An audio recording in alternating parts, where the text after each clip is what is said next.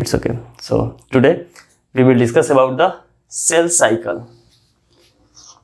Cell cycle, ठीक है।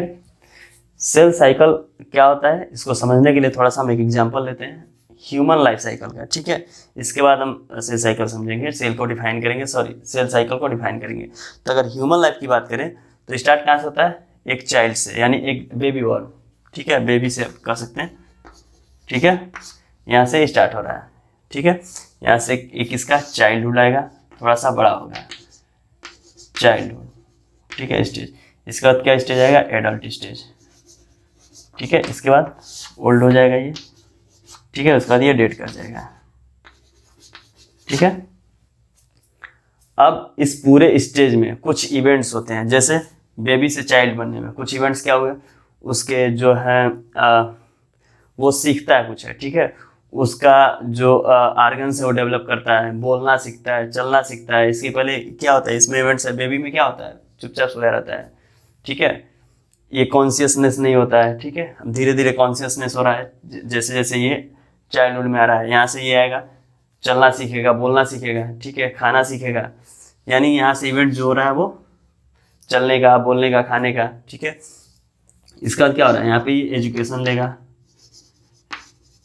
Education के साथ साथ इसकी जिम्मेदारियाँ बढ़ेंगी, ठीक है। भी बहुत सारे इवेंट्स होंगे, हो सकता है कि कुछ इसके ऊपर जिम्मेदारियाँ बढ़े या ना बढ़े, ठीक है। तो एडल्ट्स में, एडल्ट्स तक मतलब इसकी मैरिज भी हो जाएगी, ठीक है। मैरिज हो जाएगी तो सिंगल था, सिंगल से क्या हो जाएगा, डबल या ट्रिपल हो सकता है, या 4 भी हो सकते हैं। एक ये, एक इसकी वाइफ और 2 बच्चे, ठीक है, 4 हो सकते हैं। यानी क्या हुआ, ये डिवाइड हुआ, लेकिन खुद डिवाइड नहीं हुआ। डिवीजन कैसे हुआ, इसका रिप्रोडक्शन से। एक तो आया मैरिज से और बाकी डिवीजन रिप्रोडक्शन से, ठीक है। यानी यहाँ से डिवीजन हो गया। अब ये सारे सभी भी अपना लाइफ स्पेन करेंगे, सेम जो ये साइकिल है ये पूरा करेंगे, ठीक है। यहाँ से भी जो ये बेबी हुआ, बेबी क्या करेगा,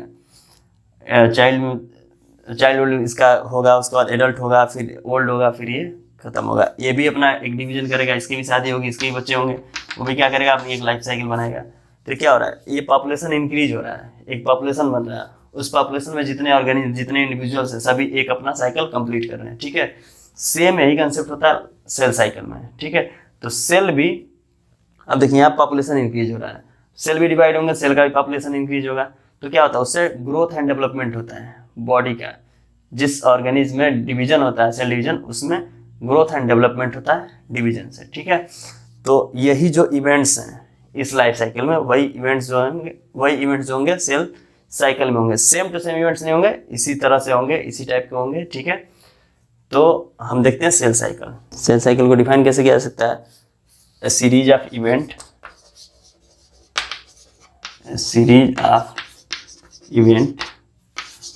that occurs, यानी अभी जो एक इवेंट्स दिख रहा था, बहुत सारे इवेंट्स दिख रहे थे, ठीक है। इसी प्रकार से सेल साइकिल में भी इवेंट्स होंगे, ठीक है। a series of events that occurs in a cell during cell division, ठीक है। तो सिंपल क्या होगा, सेल डिवीजन क्या होगा, तो सिंपल सेल साइकिल क्या हो गया, एक इवेंट्स का सीरीज हो गया, ठीक है, जो कि सेल डिवीजन के टाइम होता रहता है, ठीक है। इसी को बोलते हैं सेल साइकिल। जैसे अगर मान लीजिए कोई सेल है, ठीक है, ये सेल 2 सेल में डिवाइड हो गया। सिंपल सी बात है, सेल डिवीजन 2 सेल में डिवाइड होता है।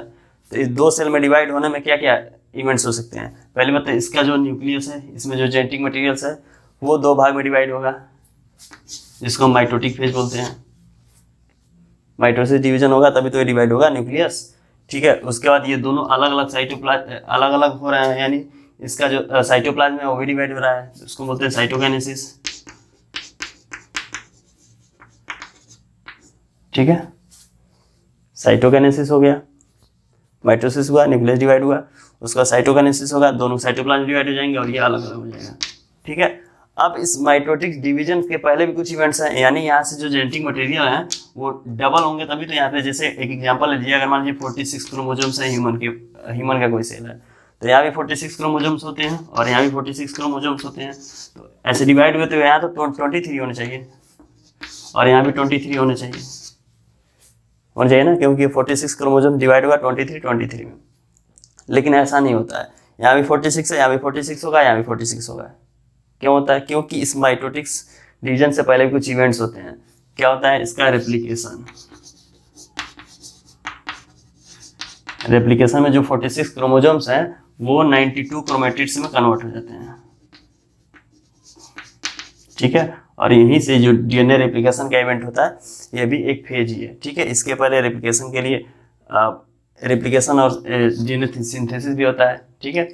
तो इसके लिए सेल प्रिपेयर करता है, फिर डिवीजन के लिए सेल प्रिपेयर करता है। तो ये सारे जो इवेंट्स हैं इसको डिवाइड किया गया है, ठीक है। डिवाइड किस में किया गया है? फेज में। तो फर्स्ट फेज होता है डिवीजन का एम फेज, सेकेंड फेज जो होता है वो इंटर फेज होता है, ठीक है। अब एम फेज माइटोटिक फेज जिसमें सेल डिवीजन होगा, इंटर फेज।